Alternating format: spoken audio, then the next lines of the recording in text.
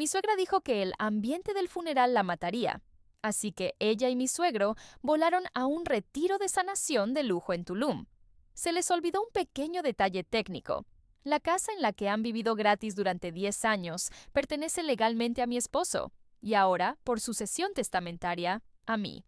Mientras ellos bebían margaritas en la playa, yo llamé a un cerrajero industrial y cambié todos los códigos de acceso.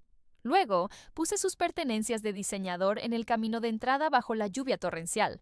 Dejen que el pensamiento de que no tienen a dónde regresar los sane.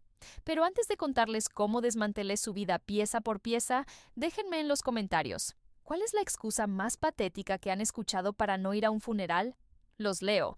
Para entender por qué no me tembló el pulso al dejarlos en la calle, primero tienen que entender la economía de mi matrimonio, no la economía del amor. Esa quebró hace mucho tiempo, cuando permití que mi esposo siguiera siendo un hijo antes que un padre.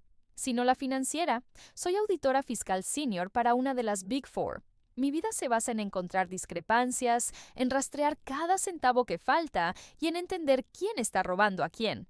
Y en mi familia política, el robo era el deporte nacional.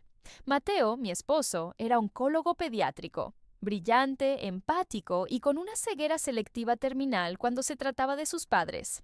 Rogelio y Montserrat eran socialites de la vieja escuela. Mucho apellido, cero liquidez y una habilidad parasitaria para vivir del dinero ajeno. Eran vampiros emocionales con tarjetas de crédito platino y ninguna intención de pagarlas. Cuando nos casamos, Mateo insistió en que construyéramos una casa de huéspedes en el terreno trasero de nuestra propiedad para que ellos estuvieran cerca. Son mis padres, Renata, me dijo con esos ojos tristes que siempre me desarmaban. Perdieron todo en la crisis del 2008. No tienen a dónde ir. Yo accedí, pero con una condición innegociable. Yo redactaba el contrato. No fue un acuerdo verbal ni un pacto de caballeros, porque Rogelio no es ningún caballero y Montserrat no conoce la palabra honor. Fue un contrato de comodato notariado, registrado ante el registro público de la propiedad, con una cláusula de rescisión inmediata muy específica. La cláusula 4B. Cláusula 4B. La cesión de uso del inmueble está condicionada al cumplimiento estricto de normas de convivencia y moralidad. Cualquier acto de abandono de obligaciones familiares graves, violencia psicológica o daño moral hacia el propietario o sus descendientes directos facultará al propietario para la rescisión inmediata sin necesidad de declaración judicial. Asterisco Rogelio se rió mientras firmaba sin leer, demasiado ocupado criticando el vino barato que servimos esa noche. Renata y sus papelitos, dijo, agitando su mano con desdén, como si estuviera espantando una mosca molesta. Siempre tan burocrática. Deberías relajarte, hija. El estrés envejece. Ese papelito era ahora mi arma nuclear, y él acababa de ingresar los códigos de lanzamiento. El martes fue el funeral de Mateo. Cáncer de páncreas. Rápido, brutal y devastadoramente caro. Durante los últimos 6 meses, mientras yo gestionaba las facturas de la quimioterapia experimental, la morfina y las enfermeras nocturnas, Rogelio y Montserrat no aportaron ni un centavo, ni tiempo, ni dinero, ni consuelo.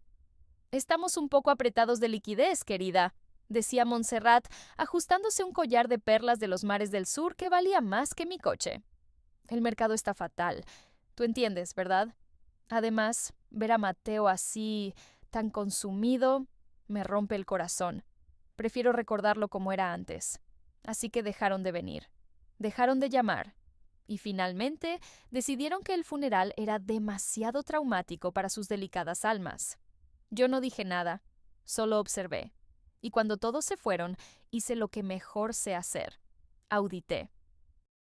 Tengo acceso de lectura a las cuentas del fideicomiso familiar que Mateo creó para la educación de nuestro hijo, Leo. Un fondo intocable, sagrado, que Rogelio insistió en administrar como fiduciario delegado para maximizar rendimientos en mercados emergentes. Mateo, en su infinita ingenuidad, le dio poderes limitados de inversión. La noche antes del funeral, entré al portal bancario. No porque sospechara, bueno, sí sospechaba, siempre sospecho, sino porque necesitaba saber cuánto nos quedaba para pagar la hipoteca. El saldo debía ser de 1.500.000 pesos. La pantalla parpadeó. Cargó la interfaz azul del banco y mostró la cifra en rojo. 42,50 pesos. Sentí un frío clínico recorrer mi espalda. No fue ira. La ira es caliente y desordenada. Te hace cometer errores. Esto era hielo puro. Era la sensación de encontrar un cadáver en el sótano. Abrí el detalle de movimientos y empecé a descargar los estados de cuenta de los últimos 12 meses. Lo que encontré no fue solo negligencia, fue un desfalco sistemático y deliberado. 15 de enero, transferencia de $85,000 a Operadora Turística del Caribe SADCU. Concepto, gastos administrativos. Referencia, cruzada. Un post de Instagram de Montserrat ese mismo día. Reserva confirmada en The Healing Sanctuary, Tulum. #Urgent Detox. 20 de febrero. Pago de $40,000 a Servicios Automotrices Premium. Concepto. Mantenimiento vehículo fideicomiso. Realidad. El fideicomiso no tiene vehículos, pero Rogelio tiene un BMW U Serie 5 que chocó borracho contra un poste esa semana. 10 de marzo. Pago de $120,000 a Club de Golf Bosques. Concepto. Membresía corporativa para networking. Realidad. Networking. Mientras mi hijo estaba conectado a una bomba de morfina, su abuelo estaba jugando 18 hoyos y bebiendo whisky con nuestro dinero. 5 de abril. Transferencia de $60,000 a Clínica Estética Polanco. Concepto. Gastos médicos extraordinarios. Realidad. Montserrat apareció con la cara estirada y los labios rellenos 2 días después. ¿Te gusta, querida? Es un tratamiento nuevo de células madre, me presumió. Células madre pagadas con la herencia de su nieto. Y así seguía. Página tras página de robos descarados disfrazados de gastos operativos. Habían estado drenando el futuro de mi hijo mientras él agonizaba. Habían usado el dinero de sus medicinas paliativas para financiar su vanidad y sus vicios. No solo no tenían liquidez, estaban financiando su estilo de vida old money, robándole a un niño huérfano. Cerré la laptop con suavidad. No lloré, no grité. El duelo es una emoción ineficiente cuando tienes una auditoría que cerrar y una ejecución que planear. Lo que yo sentía en ese momento era algo mucho más útil. Claridad ejecutiva. Imprimí todo. 3 copias. Una para mí, una para mi abogada y una para el Ministerio Público. Esa noche dormí como un bebé. Sabía exactamente lo que iba a pasar al día siguiente. El miércoles a las 9 de la mañana, mientras ellos subían su primera historia a Instagram con el #HealingVibes desde una cabaña frente al mar, yo recibí al cerrajero. No contraté a un cerrajero de barrio que abre puertas con un alambre y cobra 200 pesos. Contraté a Fortress Security Solutions, una empresa de seguridad corporativa israelí especializada en recuperación de activos hostiles. Don Anselmo, el técnico principal, llegó en una camioneta blindada negra sin logotipos. Era un hombre que hablaba poco, trabajaba rápido y tenía cicatrices en los nudillos que sugerían que había instalado cerraduras en lugares mucho más peligrosos que Polanco. «Señora Vargas», dijo, evaluando el portón de hierro forjado. «Este sistema es un chiste. Cualquiera con un imán de neodimio lo abre en 10 segundos». «Lo sé», respondí, cruzada de brazos, observando la casa de huéspedes al fondo del jardín. «Quiero que eso cambie. Quiero cerraduras biométricas grado militar en todas las puertas externas. Y quiero que reprogramen el portón eléctrico con encriptación rotativa. Nadie entra sin mi huella digital o un código QR generado por mi celular que expira en 5 minutos». «¿Y los inquilinos actuales?», preguntó, señalando la casita de 120 metros cuadrados llena de muebles franceses, donde Rogelio guardaba sus puros Cohiba, falsos, y Montserrat, sus revistas de Hola. «El contrato de arrendamiento ha sido revocado por incumplimiento de cláusulas morales esta misma mañana. Proceda con la extracción de cilindros. Si tiene que romper los marcos de caoba, hágalo. Pago el triple por la velocidad». El sonido del taladro industrial fue la única música de fondo. Mientras él aseguraba el perímetro, convirtiendo mi casa en una fortaleza impenetrable, yo empecé la extracción de activos. Entré a su casa con una caja de guantes de nitrilo negros. El olor a incienso barato de sándalo y a la estupidez acumulada de una década era abrumador. No tuve piedad, pero tampoco fui vandálica. Fui metódica, quirúrgica. Saqué bolsas de basura industriales. esas negras y gruesas de calibre 600, diseñadas para escombros de construcción con asbesto. Ropa de Montserrat, adentro. No la doblé, la arrugué. Los vestidos de seda crujieron como huesos rotos. Colección de relojes de Rogelio, adentro. La mayoría eran réplicas chinas de Rolex, dado su historial de fraudes menores, pero él juraba que eran herencia familiar. Sus obras de arte compradas en subastas de caridad dudosas, adentro. Sus cremas La Mer de $500 el frasco, adentro. Se rompieron varios frascos, creo que el piso de mármol estaba resbaloso. ¡Qué lástima! Me tomó 4 horas vaciar la casa de sus efectos personales. Dejé los muebles porque legalmente son accesorios del inmueble según el inventario del contrato, y yo no cometo errores legales que puedan usar en mi contra. Apilé las 50 bolsas negras en el camino de entrada, justo afuera del portón principal, pero técnicamente todavía dentro de mi propiedad, en el área de servidumbre de paso, para evitar multas municipales por obstrucción de vía pública. Parecían cadáveres de plástico bajo el cielo gris de la ciudad, una barricada de basura de lujo. A las 2 de la tarde, mi abogada llegó, la licenciada Fuentes, una mujer que desayuna clavos y escupe sentencias. Se sentó en mi cocina, revisó los papeles que imprimí y soltó una carcajada seca mientras encendía un cigarrillo delgado. «Renata, esto es arte», dijo, señalando la tabla de Excel con los movimientos del fideicomiso. «Tienes la hora, el lugar y la IP desde donde se hicieron las transferencias. Coincide con la geolocalización de sus posts en redes sociales. Es perfecto». «¿Y el contrato de comodato?», pregunté, sirviéndole café negro. «Blindado. La cláusula 4B es una belleza. Abandono de obligaciones familiares graves.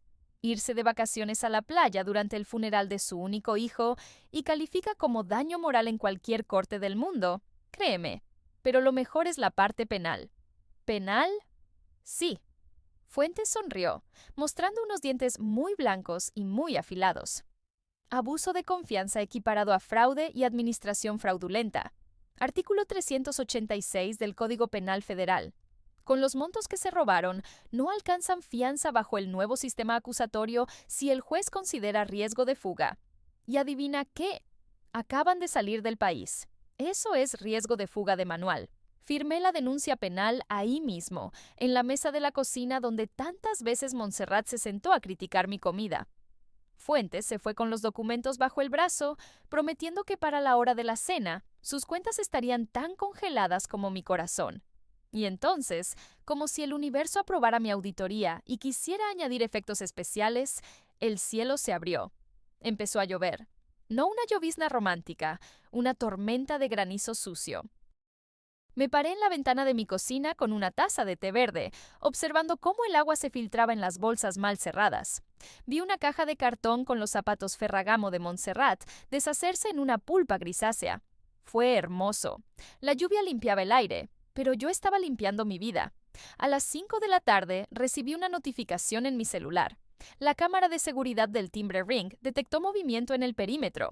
Un taxi del aeropuerto. Un Nissan Versa blanco con las placas abolladas. Bajaron bronceados, sonrientes, con sombreros de paja ridículos que decían Tulum Vibes.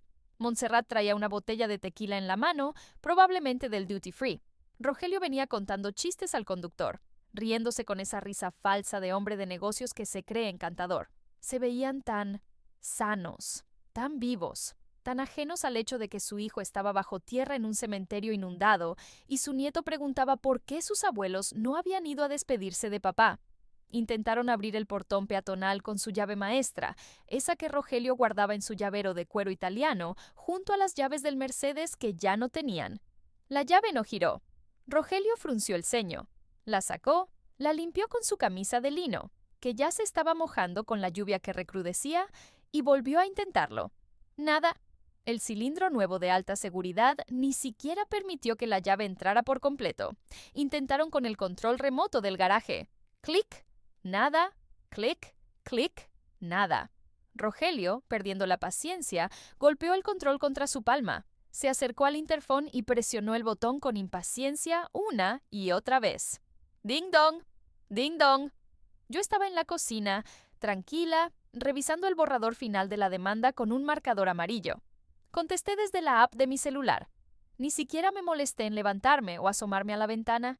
Quería que hablaran con una máquina. Quería que sintieran la frialdad del silicio. ¿Sí? Dije, con voz neutra, profesional. ¡Renata!, gritó Rogelio, su voz distorsionada por el altavoz.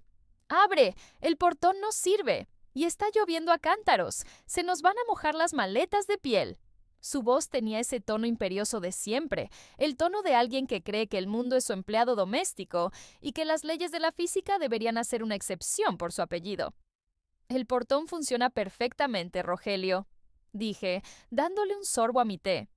Fui yo quien borró sus accesos. Sus llaves ya no existen en este sistema. Su huella digital ha sido eliminada de la base de datos por inactividad moral.